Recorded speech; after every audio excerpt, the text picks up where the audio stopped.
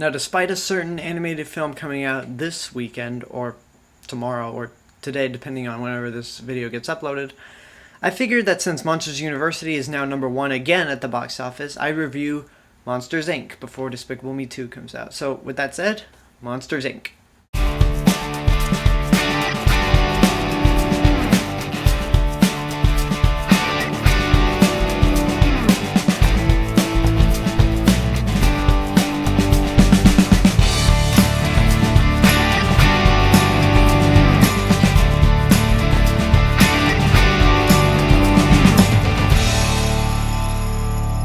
Everybody's seen this movie, but just in case you haven't, and if you somehow missed Monsters University, here's the plot summary.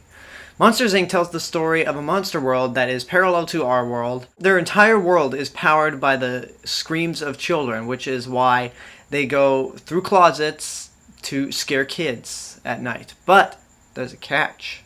They are scared of children themselves, and they believe that if you touch a child, or even touch anything in the human world like a sock, it could kill you.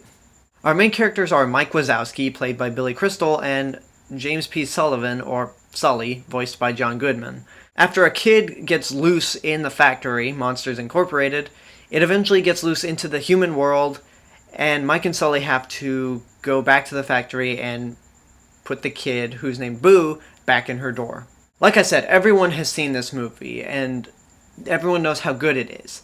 It's the 4th animated film from Pixar, and it was at their point when they could do no wrong, when every movie they made was a masterpiece. Watching this movie at 22 years old is really a difference when compared to watching it at 10 years old, which is how old I was when this movie came out.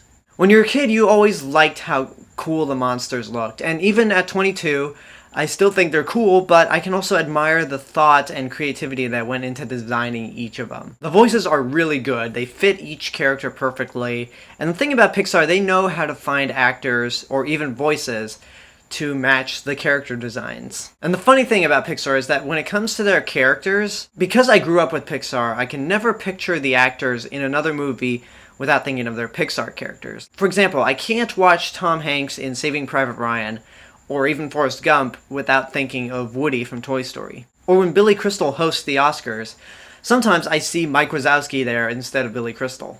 My 2 favorite characters in this movie, aside from Mike and Sully, are Randall, who's voiced by Steve Buscemi. I like him because his design is cool. Steve Buscemi's voice fits the character's sliminess.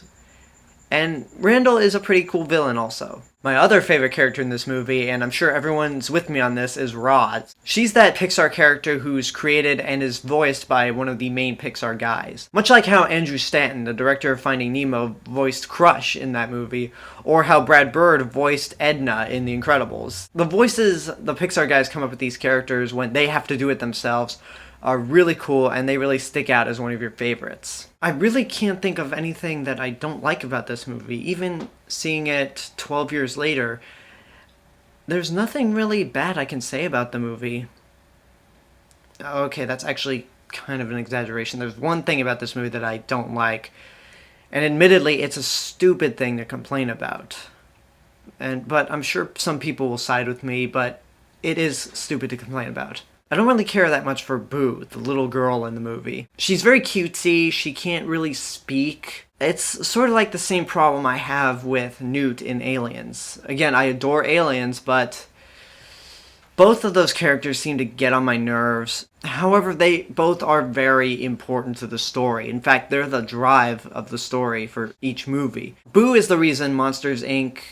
actually happens, and it shows a progression that the monster world is like, hey, humans really aren't toxic. We've been wrong this whole time. So I might not like Boo as a character, but I do like how she's the drive to open Mike and Sully's eyes to the idea that kids really aren't dangerous. I'll admit that this is a very minor complaint. It's nitpicking, and one that's not even worth talking about that much, because Monsters, Inc. is awesome. It may not be in my top 5 favorite Pixar movies, but it is still a masterpiece and is a reminder to the amazing talent that Pixar has. So it's definitely worth seeing if you haven't seen it. It was awesome when I saw it at 10 years old. It is still awesome when I saw it at 22 years old. So that's my review for Monsters, Inc. Leave a comment, subscribe, check out my other channel, AlexG8462. Tell your friends about me. This has been The Cinemas with Mr. Robinson, and I will see you guys later. Bye.